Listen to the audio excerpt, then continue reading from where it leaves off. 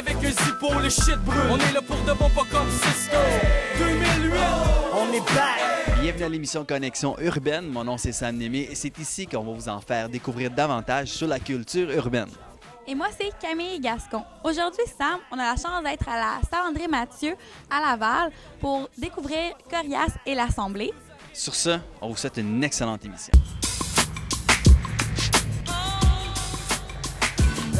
Et comme dit Jill, t'as pas changé, t'es toujours le même, les deux pieds sur terre, t'as juste tes rêves entre les mains, c'est vrai les boys.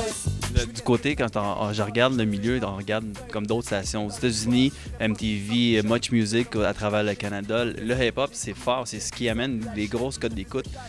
Trouvez-vous que le milieu artistique aujourd'hui, les milieux des médias, passent à côté de quelque chose qui se produit très bien dans le hip-hop francophone, encore aujourd'hui? Bien, ils n'ont pas passé aujourd'hui, ils ont passé à côté il y a plusieurs années. Je pense que c'est un phénomène qu'on essaie de se battre, tous les artisans du hip-hop, pour réclamer une place, justement, puis pas une place rêvée, c'est une place méritée, selon moi, puis c'est une place qui apporterait de quoi à ces radios-là puis à ces TV-là.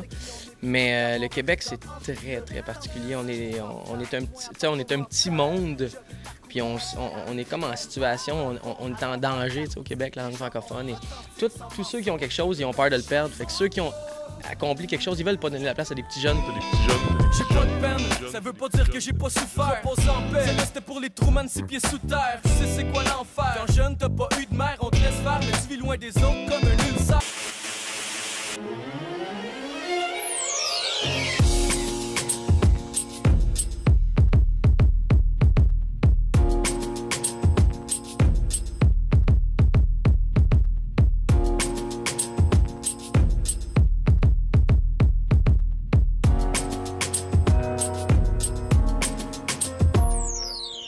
J'ai commencé à écrire à 14 ans, puis je dirais plutôt que j'ai découvert la musique par l'écriture, parce que moi, ça a commencé que je voulais écrire des verses, puis j'aimais bien, tu sais, j'étudiais un peu les techniques de ceux que j'admirais dans ce temps-là, j'avais 14-15 ans, ça fait longtemps. Puis, tu sais, par ça, j'ai commencé à découvrir la production, comment faire un beat, juste les bases, tu sais, mettons, le cheminement normal de quelqu'un qui fait de la musique, qui découvre une étape après l'autre.